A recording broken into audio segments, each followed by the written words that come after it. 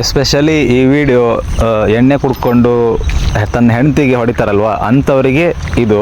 ಮದುವೆ ಆದಮೇಲೆ ಗಂಡ ಆದವನು ಕುಡ್ಕೊಂಡು ಬಂದು ಹೆಂಡತಿಗೆ ಹೊಡಿತೀರಲ್ವ, ನಿಮಗೆ ಅಕ್ಕ ತಂಗಿ ಅಮ್ಮ ಮತ್ತು ನಿಮಗೆ ಸ್ವಂತ ಮಗಳಿದ್ದು ಅವರು ಗಂಡ ಆದವರು ಹೊಡೆದ್ರೆ ನೀವೇನು ಮಾಡ್ತೀರ ಅವಾಗ? ನೀವು ಬೇರೊಬ್ಬರ ಮನೆಯಿಂದ ಒಂದು ಹುಡುಗಿನ ಮದುವೆಯಾಗಿ ಕರ್ಕೊಂಡು ಬಂದು ನೀವು ಚೆನ್ನಾಗಿ ನೋಡ್ಕೊಳ್ಳೋದಾದರೆ ಮಾತ್ರ ಮದುವೆಯಾಗಿ, ಅದನ್ನು ಬಿಟ್ಕೊಂಡು ನೀವು ಎಣ್ಣೆ ಕುಡ್ಕೊಂಡು ಬಂದು ಹೊಡೆಯೋದು ಬಡಿಯೋದು ಆ ಥರ ನೀವು ಮಾಡ್ತಾಯಿದ್ರೆ ನಿಮಗೆ ಏನನ್ಸುತ್ತೆ? ನನ್ನ ಹೆಂಡ್ತಿ ನಾನು ಏನು ಬೇಕಿದ್ರೂ ಮಾಡ್ಬೋದು ಅಂತ ನಿಮ್ಮ ತಲೆಯಲ್ಲಿರುತ್ತೆ. ಅದೇ ಒಂದು ಸ್ವಲ್ಪ ಥಿಂಕ್ ಮಾಡಿ, ನಿಮಗೆ ಹುಟ್ಟಿರೋ ಒಂದು ಮಗಳು ಬೇರೊಬ್ಬರ ಮನೆಗೆ ಹೋಗಿ ಆವಾಗ ಅವಳು ಗಂಡ ಕುಡ್ಕೊಂಡು ಬರ್ದೇನೆ ನಾಯಿ ಹೊಡೆದ್ರೆ ನೀವು ಆವಾಗ ಏನು ಮಾಡ್ತೀರಾ? ನಿಮ್ಮ ಹೆಂಡತಿಗೆ ನೀವು ಹೊಡೆಯೋ ರೇಟ್ಸ್ ಇದ್ರ ಮೇಲೆ ನಿಮ್ಮ ಮಗಳನ್ನ ಬೇರೆ ಯಾವುದೋ ಒಂದು ಹುಡುಗ ಮದುವೆ ಆದಮೇಲೆ ಅವನಿಗೂ ಅವಳಿಗೆ ಹೊಡೆಯೋ ರೇಟ್ಸ್ ಇದ್ದೇ ಇರುತ್ತೆ. ಹೆಣ್ಣು ಅಂದ್ರ ಮೇಲೆ ಅವರಿಗೆ ನಾವು ರೆಸ್ಪೆಕ್ಟ್ ಕೊಡೋದು ಅಷ್ಟೇ ಮುಖ್ಯ. ಏನಾದರೂ ತಪ್ಪು ಮಾಡಿದರೆ ಕೂಳಿಸ್ಕೊಂಡು ಹೇಳಿ, ನೀನು ಈ ಥರ ತಪ್ಪು ಮಾಡ್ತಾ ಇದೆಯಾ, ಇದೆಲ್ಲ ಒಳ್ಳೇದಲ್ಲ ಅಂತ ಹೀಗೆ ಹೇಳಿ. ಕೇಳಲಿಲ್ವಾ ಅವ್ರ ಅಪ್ಪ ಅಮ್ಮನ ಕರೆಸಿ ಮಾತಾಡಿಸಿ.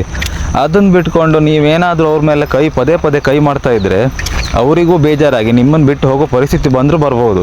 ಬೇರೆ ಮನೆಯಿಂದ ಹೆಣ್ಮಕ್ಳನ್ನು ನಾವು ಕರ್ಕೊಂಡು ಬಂದಂಗೆ ನಮ್ಮ ಮನೆ ಹೆಣ್ಮಕ್ಳು ಬೇರೊಬ್ಬರು ಕರ್ಕೊಂಡು ಹೋಗ್ತಾರೆ. ನಾವು ಅವ್ರನ್ನ ಇಲ್ಲಿ ಚೆನ್ನಾಗಿ ನೋಡಿಕೊಂಡ್ರೆ ನಮ್ಮ ಹೆಣ್ಮಕ್ಳನ್ನು ಅವ್ರು ಚೆನ್ನಾಗಿ ನೋಡ್ಕೊಳ್ತಾರೆ ಅಂತ ಒಂದು ನಂಬಿಕೆ. ಇನ್ನು ಹೆಣ್ಮಕ್ಳಿಗೆ ನಿಮ್ಮ ಗಂಡ ಏನೋ ಬೈದ ಹೊಡೆದ ಅಂತ ಅವತ್ತಿನ ದಿನ ನೀವು ಮನೆ ಬಿಟ್ಟು ಬರಬೇಡಿ. ಅಲ್ಲಿ ಏನು ಪರಿಸ್ಥಿತಿ ಆಗಿದೆ ಅದನ್ನು ನೀವು ನಿಭಾಯಿಸೋಕ್ಕೆ ಟ್ರೈ ಮಾಡಿ. ಅಕಸ್ಮಾತ್ ನೀವೀಗ ನಿಮ್ಮ ಗಂಡನ ಮನೆ ಬಿಟ್ಟು ನಿಮ್ಮ ಗಂಡನೇ ಬೇಡ ಅಂತ ಬಿಟ್ಟು ಬಂದ್ರಿ ಅಂತಲೇ ತಿಳ್ಕೊಳ್ಳಿ.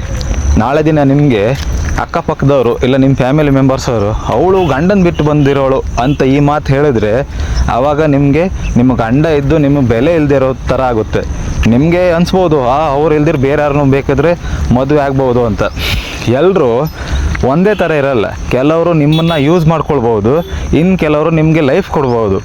ಅದಕ್ಕೋಸ್ಕರ ಹೇಳ್ತಾ ಇರೋದು, ನೀವು ಮತ್ತು ನಿಮ್ಮ ಗಂಡ ಅಂದರೆ ಹುಡುಗ ಮತ್ತು ಹುಡುಗಿ ನೀವಿಬ್ಬರು ಅಂಡರ್ಸ್ಟ್ಯಾಂಡಿಂಗಲ್ಲಿದ್ದರೆ ಮಾತ್ರ ನಿಮ್ಮ ಜೀವನ ಕರೆಕ್ಟಾಗಿರುತ್ತೆ.